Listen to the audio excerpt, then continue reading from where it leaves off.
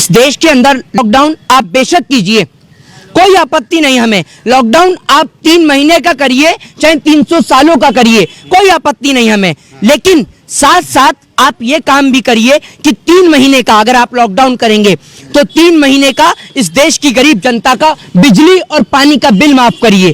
3 महीने का उनके घर में राशन भरवाइए। 3 महीने का आप उनकी सारी बैंक की किस्तें, उनकी लोन वो दूर करवाइए। हम कोई पागल नहीं है, हमें मरने का शौक नहीं है जो सड़क पे इस देश का माइग्रेंट, इस देश का लेबर सड़क पे निकलेगा। आप दीजिए उसे 3 महीने का रहने के लिए पैसा दीजिए, उसे घर दीजिए, उसके घर का किराया दीजिए। 500 रुपए आप 500 रुपए मैं आपको देता हूं और कल से आप पत्रकारिता छोड़िए। रुकिए, 500 रुपए मैं आपको देता हूँ। 500 रुपए चाहिए ना आपको? लेबर की बात कर रहे हैं ना आप भी तो लेबर आप सरकार की लेबर है, आपको भी 500 चाहिए। सर आपने ये कहा कि आप मेरी बात जाहिर जी माइक क्लोज करिए। 500 देश की जनता को प्रधानमंत्री दे रहे हैं, मैं इनको 1000 दे रहा हूँ। माइक बंद करिए। अरे बंद करिए ना, क्या सुनिए। मोदी यहाँ की जो जनता है उसको सुविधा के लिए दे रहे हैं ना 500 रुपए। अरे 500 रुपए में क्या सुविधा होगी? 500 रुपए तो इनके अफसर घूसखोरी खा जाते हैं। 500 रुपए इस देश के अंदर अफसर घूसखोरी खा जाते हैं। खुश हो रहे हैं ना? अरे 500 रुपए में आपको एक बताइए, 500 में सिप्ला कंपनी का इंजेक्शन आ रहा है, रेमडेसिविर जो आ रहा है, ठीक है, उसकी कीमत 5000 रुपीज है, ठीक है, और आप 500 रुपए में करा रहे हैं। 500 रुपए मोदी जी, 500 रुपए छोड़िए, 5000 रुपए ले लीजिए और प्रधानमंत्री पद से इस्तीफा दीजिए। दीजिए ना 500 रुपए अपने मंत्रियों को, एमएलए को। 500 रुपए क्यों नहीं देते? एमएलए चलाएगा 500 रुपए में खर्चा। 5000 रुपए का एक दिन में गाड़ी में तेल और डीजल फूकने वाले एमएलए इस देश की गरीब जनता को 500 रुपए देकर उनके जिस्म का, उनके आप सरकार से चाहते क्या है? 500 रुपए ना दे और दे तो बिल्कुल दीजिए ना। 3 महीने का बिजली पानी माफ करिए अगर लॉकडाउन करते हैं। 3 देश की अर्थव्यवस्था खत्म हो जाएगी ना फिर।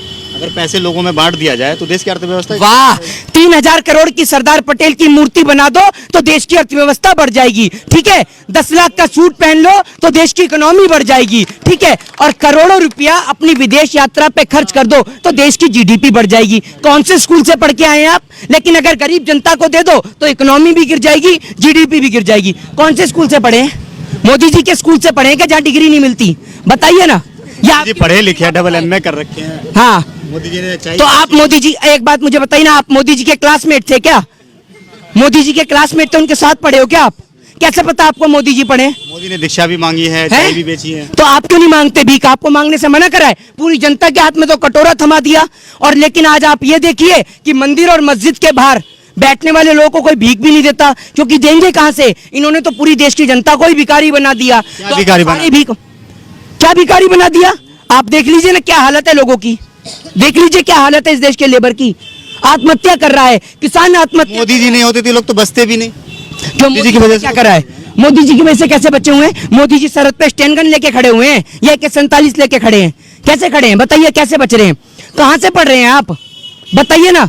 आपको मोदी जी की तरफ से कुछ चंदा पानी आ रहा है क्या? आ रहा है तो कोई दिक्कत नहीं है। आप 500 में घर चलाने की बात करें, 1000 रखिए। आज से डेली हिंद बंद अनाउंसमेंट कर रहे हैं आप, डेली हिंद बंद। नहीं आप क्या बताइए ना, क्या बताएं? यहाँ पे काम तो कर रहे हैं ना, जिस तरीके से उन्होंने 2 करोड़ रोजगार का वादा भी किया था कि हम 2 करोड़ रोजगार देंगे। हाँ, तो जो किसान है उनकी आय दोगुनी करेंगे। हाँ, थोड़ा सा ऐसा है ना, अभी चंद्रमा जो है गंदा पड़ा हुआ है ना, ये मंगल गंदा पड़ा है, वहां पर झाड़ू लगा रहे हैं। 2 करोड़ लोगों को वहां रोजगार मिला है। हिंदुस्तान की जगह क्या पाकिस्तान में रोजगार दे के आए हैं? 2 करोड़ कहाँ मिला है रोजगार? भीख मांगना आज देश मजबूत तो हो रहा है ना, पाकिस्तान थर-थर कांप रहा है। वाह, ये तो मैंने सुना ही नहीं था। बहुत खूब, सुनिए, आप कह रहे हैं देश थर-थर कांप रहा है, ठीक है। एक बात बताइए, भारत देश के नागरिक जब ऑस्ट्रेलिया जा रहे हैं तो उनके साथ क्या हो रहा है? पता चल रहा है आपको? बताइए क्या हो रहा है? देखिए डेली कितना पढ़ा लिखा है, बताइए क्या हो रहा है? आप तो मोदी नाम हो रहा है, क्या नाम हो रहा है? देश का नाम रोशन हो रहा है। लोग दूसरे देश में जा रहे हैं, वहां पे अपना कारनामा करके दिखा रहे हैं। क्या कारनामा करके दिखा रहे हैं? कारनामा करने के लिए मोदी जी अकेले काफी हैं। देश के लोग जाते हैं तो देश के लोग, हमारे देश के अगर कोई नागरिक किसी अदर कंट्री में जाते हैं, अमेरिका जाता है तो वहाँ बाइडन वहीं फ्लाइट के बाहर खड़ा रहता है ना कि इंडिया से फूलमाला पहना के स्वागत करो। फक्र के साथ कहते हैं कि हमारे देश के प्रधानमंत्री मोदी है। दलाली छोड़िए, थोड़ा सा देश की ओर ध्यान दीजिए। और भारत से ऑस्ट्रेलिया जाने वाले लोगों को वहां पकड़ा जा रहा है और बंद किया जा रहा है जेल में, और आप सत्ता जी की दलाली कर रहे हैं। कोविड की वजह से तो सबको क्वारंटाइन किया जा रहा है ना। क्वारंटाइन करके जेल में कौन डालता है? आपको देखा है कभी क्वारंटाइन करके जेल में डाला जा रहा है? बताइए ना, क्या हूँ कहाँ डाला जा रहा है जेल में? बताओ। अगर कोई क्राइम करता तो क्या उसको डाले नहीं, जेल में नहीं डाले? मतलब भारत से ऑस्ट्रेलिया जाना क्राइम है? कौन सी IPC कौन से आर्टिकल के तहत है? सबको तो नहीं कर रहा ना, कोई सभी को कर रहा है। क्राइम करते हैं उसी को क्या हाँ, दिखाइए। ना भारत टाइम्स की आपको रिपोर्ट दे दूं और ये देखो डेली कितना पड़ता है, ये पूरे देश को दिखा दूं। आप मोदी जी की इतनी भी दलाली मत करिए जरा मेरे भाई।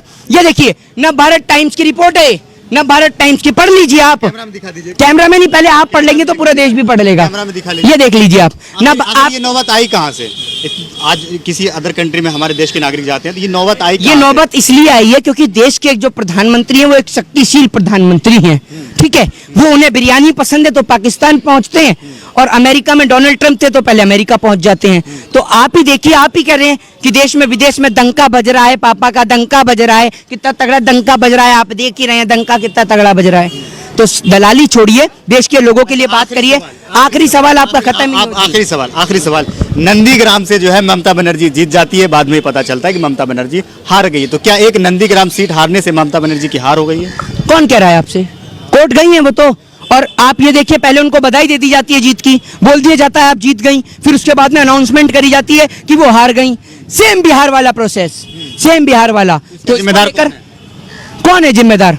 कौन? गलती किसकी है? नेहरू की, नेहरू की गलती है। नेहरू जी अभी है कहाँ? तो ये बीजेपी वालों से पूछो ना, बीजेपी वाले तो हर बात में नेहरू की गलती बताते हैं, तो मैंने भी बोल दिया। और आपको तो पता ही है कि मैं भी अभी स्विट्जरलैंड से आ रहा हूँ। झूठ बोल रहे हैं। क्यों? प्रधानमंत्री ही झूठ बोल सकते हैं, हम नहीं बोल सकते। प्रधानमंत्री है वो बोल सकते हैं कुछ भी, देश को चलाने के लिए कुछ भी बोल। प्रधान, ये मतलब अगर झूठ से देश चल रहा है, अगर झूठ से देश चल रहा है तो क्या गलत है झूठ बोलना? झूठ बोलना सिर्फ प्रधानमंत्री जी के हक में, हमारे हक में नहीं है। क्यों? झूठ बोलने का भी सर्टिफिकेट मिलता है नागपुर से, बताइए ना। तो आप ये सब छोड़िए फालतू की बातें, देश की गरीब जनता की ओर ध्यान दीजिए। जय हिंद, जय भारत, वंदे मातरम।